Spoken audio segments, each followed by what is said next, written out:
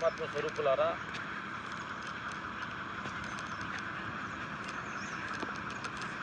రాగి చెట్టు కింద బుద్ధుడు భగవాను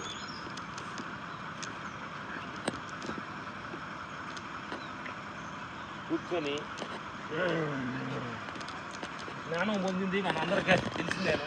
ఈరోజు అద్భుతమైన ఒక మర్రి చెట్టు, బుద్ధ భగవాను బుద్ధుడు విగ్రహం దగ్గర పక్కన అద్భుత సత్యాన్ని మీకు చెప్పబోతుంది ఏంటంటే, బుద్ధ భగవాను ఫస్ట్ జ్ఞానం వచ్చినప్పుడు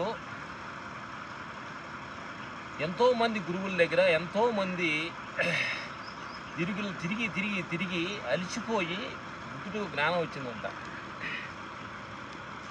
మన లోపలే ఉంది అద్భుతమైన సత్యం, మన లోపలే ఉంది నిజమైన సత్యం, బయట ప్రపంచంలో లేదు అనే సత్యాన్ని ఫస్ట్ బుద్ధుడు కనుగొన్నారు. ఆ సత్యం ఏంటంటే,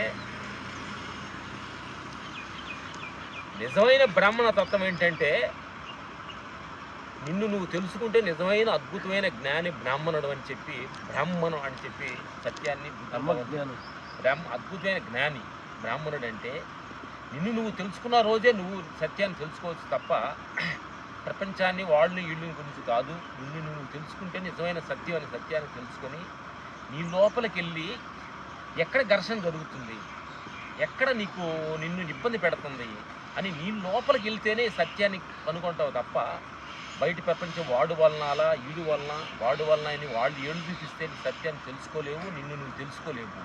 నీ లోపలికి వెళ్ళి అంతరాత్మలోకి వెళ్ళినప్పుడే నిజమైన సత్యం నువ్వు ఎక్కడి నుంచి వచ్చావు, గత జన్మలు ఏంటి, నువ్వు ఎక్కడ పుట్టావు, నెక్స్ట్ మరణిస్తే ఎక్కడికి వెళ్తున్నావు, సత్యాన్ని ఆత్మస్థితిలోకి వెళ్ళినప్పుడు ఈ సత్యం అనేది బుద్ధ భగవాన్ చెప్పడం జరిగింది. Thank you. నువ్వు మాట్లాడరా. నమస్తే ఆత్మస్వరూపులందరికీ మా హృదయపూర్వక నమస్కారాలు. ప్రతి మనిషి నిర్మల స్థితికి, ఒరిజినల్ స్థితికి, స్టేటస్కి కానీ నువ్వు కానీ వెళ్ళగలిగితే, అంటే శాంతి స్వరూపుడు నువ్వన్న సంగతి నీకు అర్థమైతే అక్కడి నుంచి ప్రకృతిలో ప్రతి అణువు నీకు అర్థం అవుతుంది అనేది. ప్రతి అణువును చూసి ఎంజాయ్ చేయొచ్చు. చెట్టును చూసి, పుట్టను చూసి, సేవను చూసి, పక్షులను చూసి, ప్రతి అణువు నీకులో ఉన్న స్పర్శ నీకు అర్థం అవుతున్న సంగతి మేము ధ్యానం ద్వారా తెలుసుకున్నాం. కాబట్టి ప్రకృతిలో ఒక జంతువులో ఉన్న ప్రేమతత్వాన్ని తెచ్చుకోవాలంటే నువ్వు జంతువులాగా అంటే ఆ జంతువు కూడా గుణగణాలుగా నువ్వు మారితే జంతువు ఉన్న తత్వం నీకు అర్థం అవుతుంది.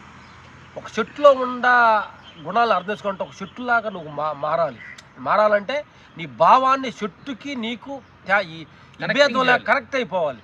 అట్లాగా ప్రకృతిలో ప్రతి విషయానికి ప్రతిది కూడా నీకు ఒక మనిషి నీకు ఎదురొచ్చినామంటే నీలో ఆ మనిషి ఏం మాట్లాడబోతున్నాడు, ఆ మనిషి ఏం చెప్పబోతున్నాడు కూడా నీకు ముందు అర్థం అవ్వాలంటే ముందు నువ్వు ఎప్పుడు నిర్మల స్థితిలో, ఆత్మస్థితిలో, బాటం స్థితిలోగా నువ్వు ఉండేవంటే ప్రతిదీ నీకు ముందే నీకు అర్థం అవుద్ది అనేది మా అనుభవంలోకి వచ్చింది. Thank you.